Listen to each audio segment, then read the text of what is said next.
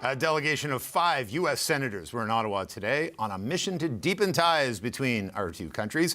They met with the Prime Minister and the Ministers of Foreign Affairs, National Defence and Industry. If you're in the market for a dishwasher or a fridge, you'll soon be paying more, thanks to U.S. tariffs. Just as we thought the tariff roller coaster was slowing down, the U.S. Commerce Department announced the 50% steel tariffs will be expanded to include, quote, steel derivative products next week. Trump just lit a fire under global trade, and the world is starting to feel the burn. From the snowy peaks of Alberta to the streets of Chicago, a storm is building. One tweet, one tariff, and suddenly the world is rethinking its entire economic alignment. As Trump imposes a sweeping 25% tariff on all imports and slaps on another 10% for energy, Washington's allies aren't just fuming. They're fighting back.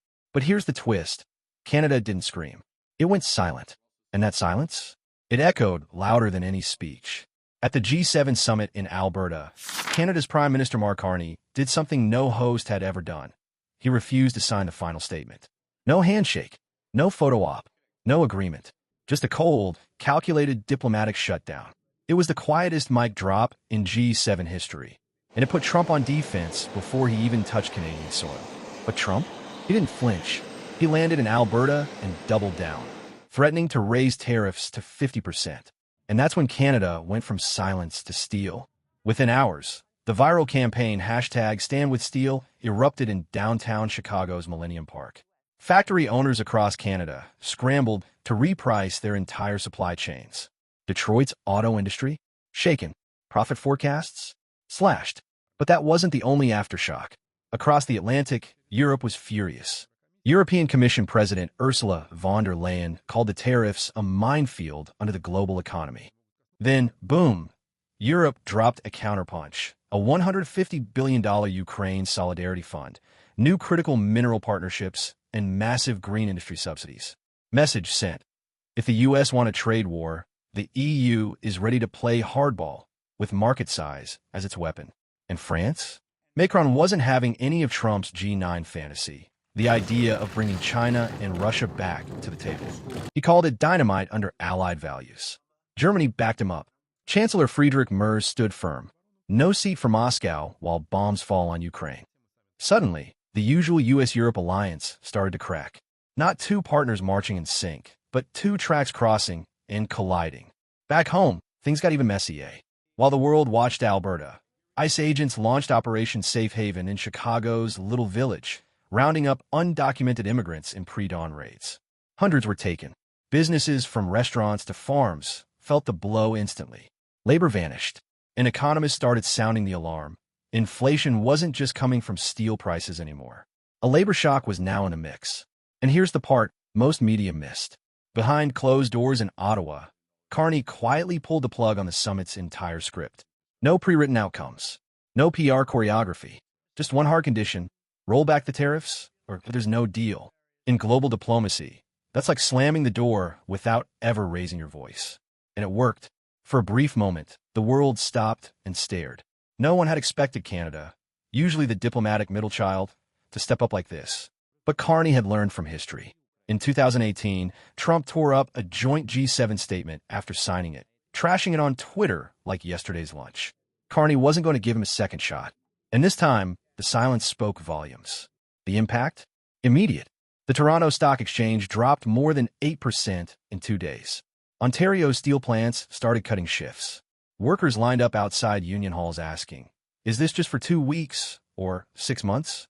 Even the conservative premier, usually a Carney critic, backed the government's retaliation package.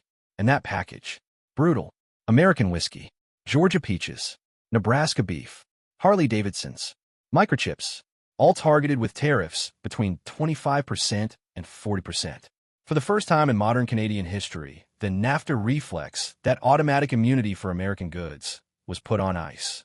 And Europe didn't wait to applaud. When von der Leyen took the G7 stage, she ditched her speech and delivered a line that landed like a thunderclap. Tariffs are taxes, and taxes are bills, and our citizens are the ones who pay. Then she laid out a 5-point master plan to future-proof Europe's economy, from a $50 billion chip boost to rare earth deals in Congo, a new EU, Canada green hydrogen corridor, and a northern battery hub by 2030. Translation: we don't need the U.S. to go green. We got our own money, our own minerals, our own plan. Macron followed with mockery, laughing off Trump's bizarre dream of buying Greenland. In Berlin, they made it crystal clear: Putin stays out, or there's no G9. So why did Carney choose silence? Because in a world of performative politics and empty headlines, silence is power, especially when it forces the loudest man in the room to react. And while Carney's silence echoed through Alberta, Japan filed a WTO complaint. Mexico started drafting a legal battle plan to avoid dual tariff punishment on asylum policies.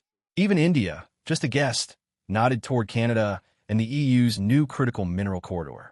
Trump still sat at the center of the G7 table, but the rest of the world had started rearranging the chairs.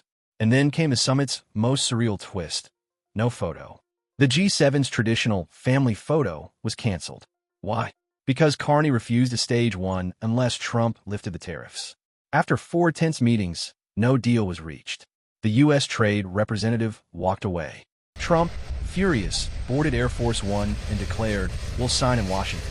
And that's how the 2025 G7 ended, with no agreement, no photo, and the President of the United States waving in sunglasses from the steps of a plane, as if that counted for unity. But while the world watched the optics, America's internal crisis had just begun.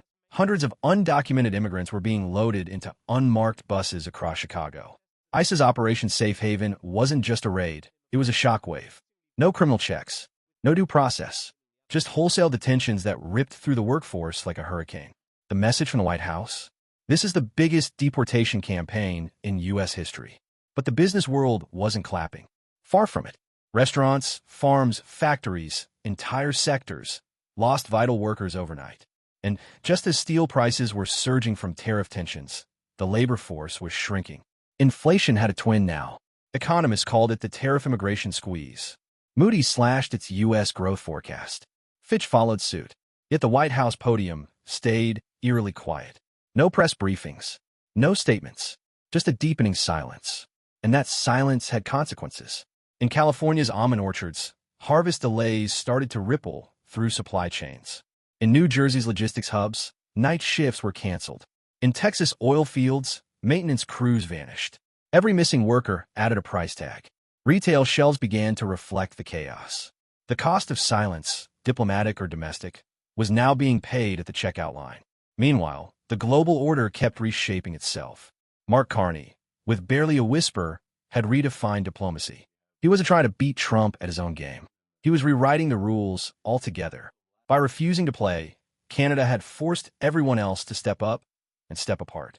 Europe, seeing an opening, accelerated its pivot. The EU's message was clear: we don't need Washington's permission to lead. Japan, usually cautious, rushed its WTO complaint like a legal flare shot into the sky. Mexico, ever cautious in NAFTA-era trade talks, began preparing lawsuits to avoid being steamrolled in upcoming asylum negotiations. And India, the quiet observer, was already eyeing new mineral deals with Ottawa and Brussels. Suddenly, the old G7 club wasn't in sync anymore. It was morphing into a loose, unpredictable orchestra, a world where Canada, Europe, and Asia began planning around the U.S., not with it. And that might be the biggest shift of all. For decades, Washington was the conductor. The beat of global trade, diplomacy, and policy followed its lead. But Alberta 2025 broke that rhythm. The unsigned communique, the canceled photo, the tariff shock, the immigration raids, all collided into one undeniable truth. America's leadership wasn't rejected. It was being bypassed. Trump's tariffs were meant to protect the U.S. economy. But instead, they exposed its fragility.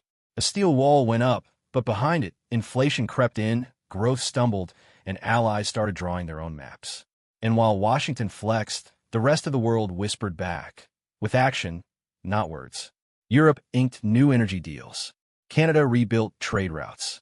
Asia diversified, and the IMF quietly adjusted its forecasts, noting that while U.S. unpredictability was a risk, global cooperation without it was becoming more likely. That's the paradox. In trying to dominate the conversation, Trump may have pushed the world into learning to speak without him. The Alberta G7 summit didn't collapse. It evolved into something quieter, less orderly, but potentially more balanced. Canada used silence as a scalpel. Europe used funding as leverage. Asia played both sides with calculated calm. And the US? It isolated itself behind a wall of noise. So where does that leave us? In a world where diplomacy doesn't always come with a press release, where power is exercised in funding corridors, not handshakes, and where the next global crisis might not wait for America to lead or even show up. Because in the end, steel tariffs may rust, speeches may fade, and summits may come and go, but the price of leadership, real leadership, is always paid in trust. And right now, that trust is being traded away. The question is, how long before Washington realizes it's not the only one at the table anymore? And when it does, will anyone be left to pull up a chair?